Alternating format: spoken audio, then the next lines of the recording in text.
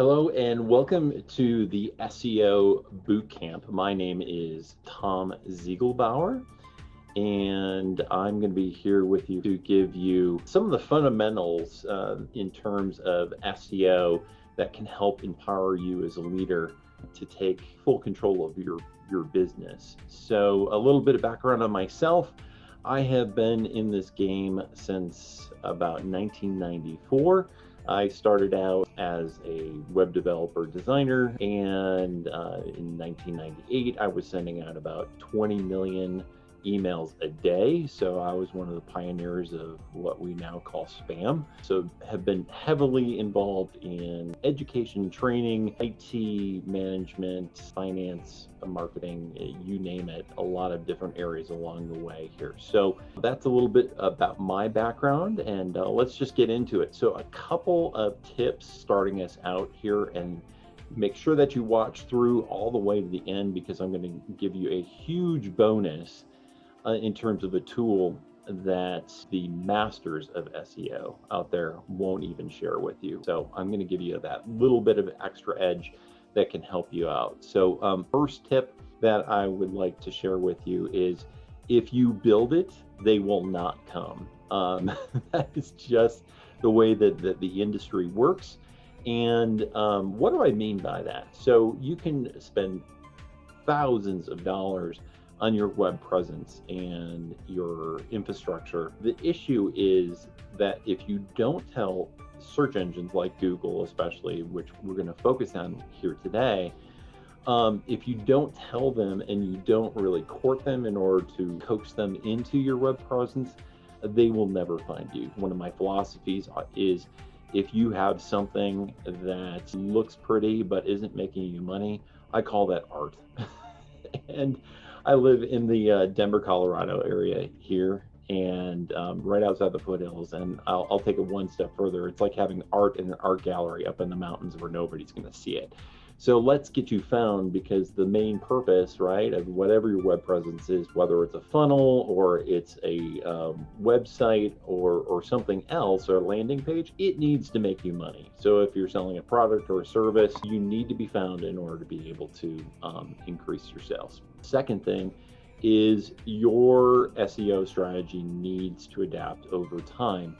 We've seen so many things in the last 10 years, the last 5 years, the last 2 years, the last year, that have shifted in terms of SEO strategy, that if you end up heading in a certain direction and you don't adapt in terms of Google changing, there are just some examples of that, where 7 years ago, you used to do something called keyword stuffing. So the search engines would come through your site, they'd be looking at it, and then they'd see all these keywords in the page that were white text on a white background. It was kind of a hack in order to be able to fool them. If you were to do that today, it would severely hurt you, because they've gotten smart. The third tip I'd like to give you is, SEO is very much like any sort of fitness program. You have to develop a habit, or you will not see long-term results. And it's like anything else. I would say, put a 2-week plan, at least do something every 2 weeks towards moving your SEO strategy forward. So let's talk about some terminology, because this is a very fundamental thing when it comes to building a platform in order to be able to grow your business. So the first thing I keep throwing around this term SEO, SEO, SEO. What does it stand for, and what does it mean? And so SEO stands for search engine optimization. What does it mean? It's basically, what are the efforts that you're doing to court the favor of these search engines? So are you putting progressive titles in? What is the content strategy that you have? There's a number of things that you can do on your website in order to improve your SEO strategy, and we'll cover those in later webinars here. The second one, which I think is almost more important, is this thing called SERP. And what does SERP stand for? It stands for Search Engine Ranking Position. Why is it important? If you are not found on page 1 of, say, Google, the likelihood of you actually being found for certain keywords that people are searching for is going to be very unlikely. So what should be in terms of sales, you're right, you want to increase your sales over time so you grow your business. Same thing with your search engine ranking position. You want to grow that at least up onto page 1 as fast as possible, and I'm going to give you some tips and tricks and strategies in order how to do that, if not here on some bigger webinars. But you need to be very mindful of that, because you can think that you're doing all of the things in terms of SEO, but when the rubber meets the road, that's really your metric, is that search engine ranking position. Next thing is indexing. So we've been talking about the search engine coming for your site. They're going to use as a guidepost something called a sitemap XML. It's just a bunch of text files that sit behind the scenes, and it's basically a roadmap through your website to efficiently go through, and something called spider, which means that the search engines will come in at one point and then they'll spider through your site in order to be able to look at all of your content in order to determine ranking you on their service.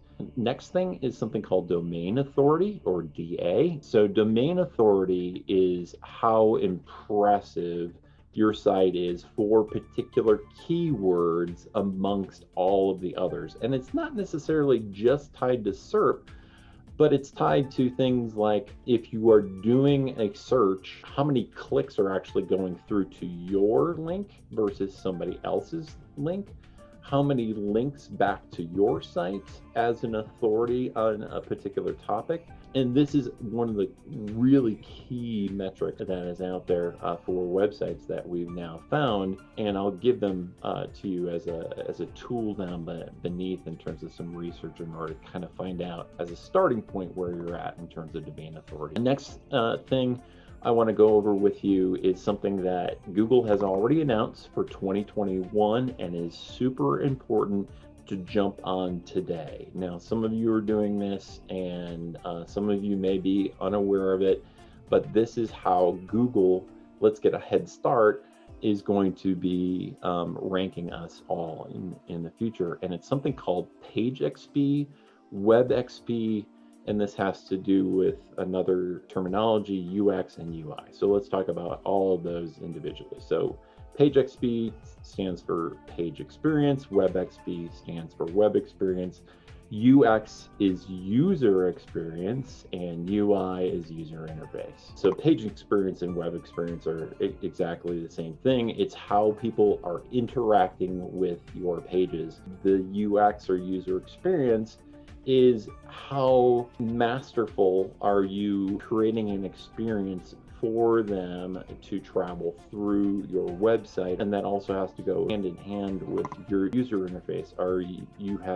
This is one of the things that drives me nuts on a lot of people's websites, is they want to put so much information on landing pages. They want to put so much information on a homepage. However, another thing to keep in mind is this term called above the fold. So if the information that's displayed on your phone here, whatever is below that, if that doesn't show up for you, 75% of people won't scroll past that fold of your phone, or whether it's on desktop. So again, something to keep in mind, you want to move most of your user experience above that fold so it's visible. Two other things that affect the page experience or website experience. One is page speed. This is a huge signal. You want to keep your page loading speed under 1 second if possible. The other one is something called bounce rate. Again, this has to do with your web experience or your page experience, is if somebody has come into your site and they leave right away, or they don't interact with your site at all, this is called the bounce rate. So it's a percentage out of how many people total have come into your web experience, whatever that may be, and then haven't interacted, or they've left your page. What are some ways to combat that? Obviously, you could create a more interactive experience, drawing them through the site. You should be telling a story. Maybe you have videos that you're engaging your viewers with. There's all sorts of things that you could be doing there. But the higher your bounce rate, that's another signal to Google that, we've got a problem here. So if you have bad user experience, bad page speed, lots of bounces. Guess where you're going to end up? Not on page one. So I'm going to give you a couple tools of the trade here to wrap things up. And one of them, the free ones, you've heard of Google. They have a free tool called Google Analytics, and it allows you to see all of the metrics from visitors that are coming through your site. So free service, great tool. And what goes hand in hand with that is another free tool from Google that's called Google Search Console. So once you signed up and you put this little snippet of code on your website for the Google Analytics, you can then use Google Search Console and it'll start building up a history of how people are searching for you. So on Google itself, if somebody has a certain keyword that they've typed in, it'll show you how many times people search for that particular keyword that you actually showed up in the results, how many people clicked on those particular keywords along the way, which is very, very important in order to be able to hone in and really put some data behind your SEO strategy in terms of being found. Next one, free tool, and this comes with most WordPress installations. It's called Yoast. Yoast is the de facto SEO tool, so you don't have to do this yourself. There's a lot of other hosting facilities like Wix and free GoDaddy sites and things like that, where they don't have WordPress as the backend or your platform, and you end up having to do a lot of this SEO heavy lifting yourself. It's not worth it. This is a way that you can really screw up, and Yoast has spent years and years and years developing this free tool. Might as well use it.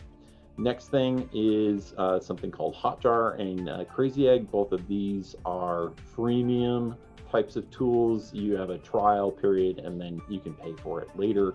What do they do and why are they important? Both of them do something called heat mapping, which will basically take a map of your web pages, and you will see these red areas where people have clicked and where people have dragged through their mouse or they've scrolled through on their phone. And it's a great way in order to be able to see the user experience from a live view. In fact, they'll do a recording. I think Hotjar will do in their free trial, will do up to 2,000 recordings for yours, or 1,000 recordings, something like that. It's a lot. Last ones, there's plenty of page speed tools. So Google Page Speed Insights, Gmetrics, webpagetest.org, 3 free tools in order to put in your website, see how your website performs against others. And it will give you some analysis in terms of, here are some great things that you're doing. Here's some errors that they will tell you up front, which is lowering your scores in there. Google tends to be the most difficult to score high on. And in fact, there are some things that Google Analytics code actually brings your page score down. So wrapping this up, thank you so much for making it here to the end. I'm going to give you one bonus tool that could be the game changer for you. It has been on several sites that I've worked on in the past in order to be able to rank you higher. And it's called SERP Clicks. All one word, SERP Clicks. And if you go there, this is how it works. You're going to give them your website and you're going to give them some keywords and a link off of your website that you want them to find first. Secondly, you're going to tell them a secondary page on your website in order to visit. So this is how it works, and this is why it works. So one of the signals that I talked about way back in the beginning of this was, I'll use a real life example for one of the websites that I helped out here recently. They're a furniture rental company, and they wanted to rank #1 for furniture rental Denver. So we use those keywords. So they have thousands, tens of thousands of people worldwide. They have some software behind the scenes where they'll be given a daily task to go in, search for those certain keywords. Once they find that particular website, they click on that, and then you tell them what was the secondary page you wanted to link them to. So in this case, what are they selling? They're selling furniture for rent. So we wanted to get them into the e-commerce portion, so they would start selecting furniture, so they would check out and, eventually rank. Here's where we went from. So within a month, they were on page 6 or rank SERP 60 plus in there. Within a month, we were up on page 1 between 10 and 9 in terms of search engine ranking. We turned that off after a month, and that has now propelled them because we started that initial traffic. This is great if you just are starting out. This is an easy way in order to be able to send more traffic to your website that is targeted to the pages that you want found best. So I'll give you that link again. It is SERPCLIX.com. I really appreciate you, again, sticking with me through to the end here. Hopefully this gave you some value and that you have now built a foundation of some of the fundamentals in terms of SEO. Be sure to like, subscribe, or follow me along the way. I'll have more of these follow-ups here to come soon. Thank you so much for watching, and have a great day.